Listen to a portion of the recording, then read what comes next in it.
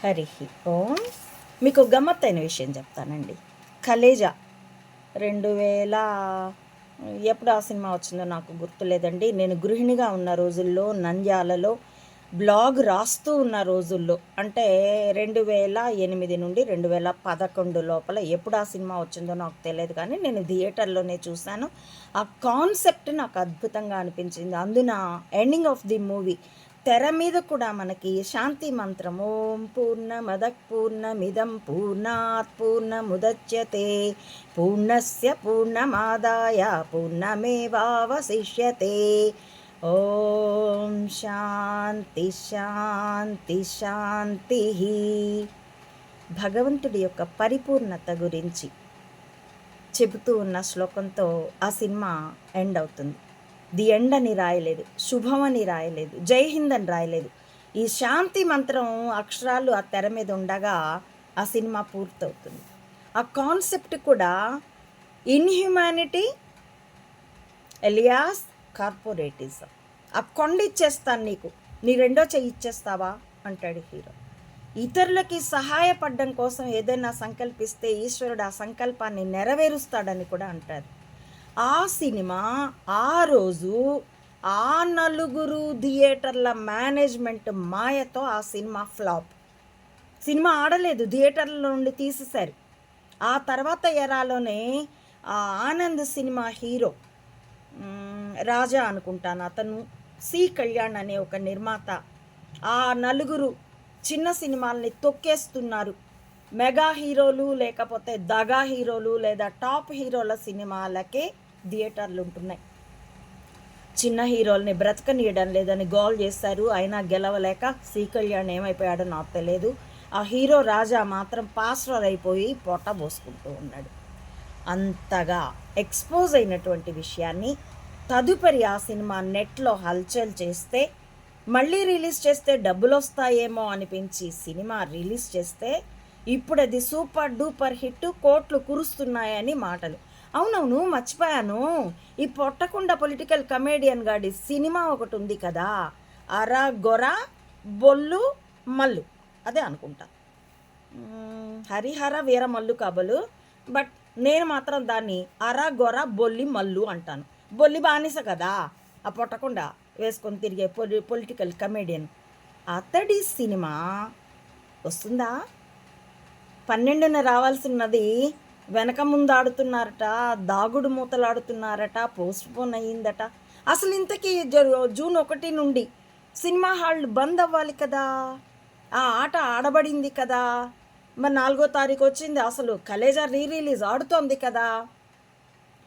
ఈ నేపథ్యంలో ఒక పచ్చ మేతావి ఎవడో తెర మీదకి వచ్చి అంటున్నాడు, ఆ రోజు సినిమాని, కలేజా సినిమాని ఫ్లాప్ చేసింది ఆ హీరో మహేష్ బాబు అన్న అతడి యొక్క అభిమానులే, ఈరోజు హిట్ చేసింది వాళ్ళే.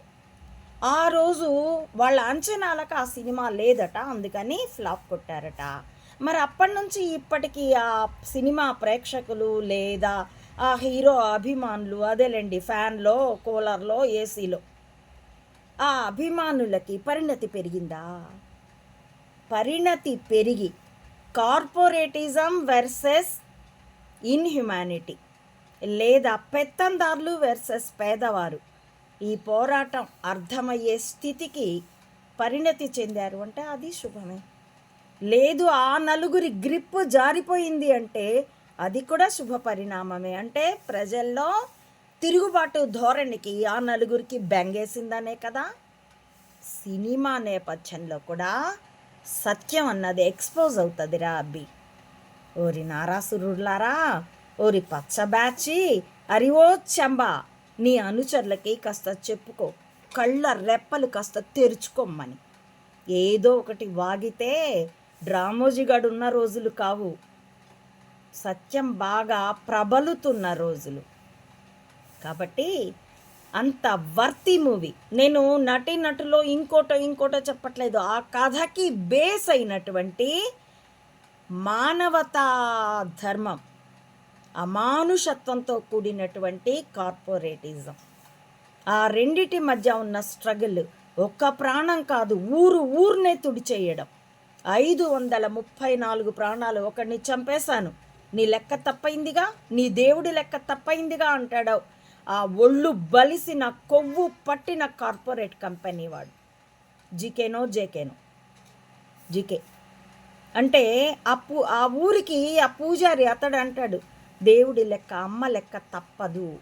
వాడు చంపేసి ఒకరిని 534 కాదు 33, కానీ అమ్మ కడుపులో దాచిన బిడ్డ, నువ్వు కాచిన బిడ్డ, దేవుడి లెక్క తప్పదు. కాబట్టే 1992 డిసెంబర్ 6 బాబ్రీ కూలింది, భారత్ కోళ్ళ. మూర్ఖ శిఖామణులారా, మీకు ఎప్పటికీ అర్థం కాదది. ఇప్పటికీ మీ నాయకుల దగ్గరున్న 1,00,000 కోట్లు చూసి అందులో మీకు మెతుకు రాల్చడు మళ్ళీ. అయినా కానీ ఆ హెరిటేజ్ డబ్బులు చూసుకొని ఆ పేరిట వాడి షేర్ మార్కెట్ మతలబుల్ని చూసుకొని నాయకుల దగ్గర డబ్బులు ఉన్నాయనుకొని ఒళ్ళు కొవ్వి అసత్యపు వాగుళ్ళు వాగకండి. అద్భుతం జరిగేప్పుడు ఎవరు గుర్తించక్కర్లేదు, జరిగాక దాని గురించి ఎవడేమి వాగినా దానికి ఇంపార్టెన్స్ లేదు అని ఎప్పుడో పివి నరసింహారావే చెప్పాడు నాకు. కాబట్టి ఆ అద్భుతం ఏంటంటే వేశ్యావంశ సంజాత నకిలీ కణిక వలయం యొక్క, అంటే డ్రామోజీ గడి తాత ముత్తాతల కాలం నుండి ప్రపంచాన్ని చుట్టినటువంటి గూఢచర్య వలయం మాకు కనబడ్డమే ఆ అద్భుతం. ఒకసారి కనబడ్డాక ఎవరైనా గ్రిప్ చేస్తాం. అవతల వాడికి అసలు మెదడలేదు, 10 స్ట్రాటజీలతో బ్రతుకుతాడు. జస్ట్ డివిడీనో టీవీనో రిమోట్తో ఆపరేట్ చేయడమే గొప్ప గూఢచర్యం అనుకున్నాడు. ఆ టీవీలని ఆ రిమోట్ని కూడా నిర్మించడం మాకు వచ్చిన విద్య. అది భారతీయుల రక్తంలో ఉన్న విద్య. చార కళ మాకు నేర్పాలా వాడు, వేశ్యాపుత్ర వంశీయుడు.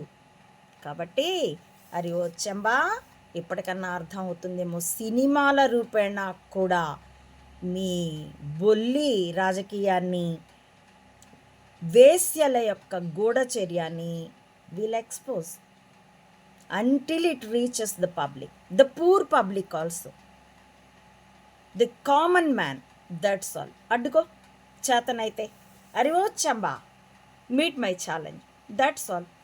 హరి ఓం.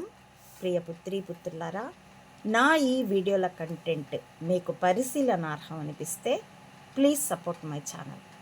Thank you for watching.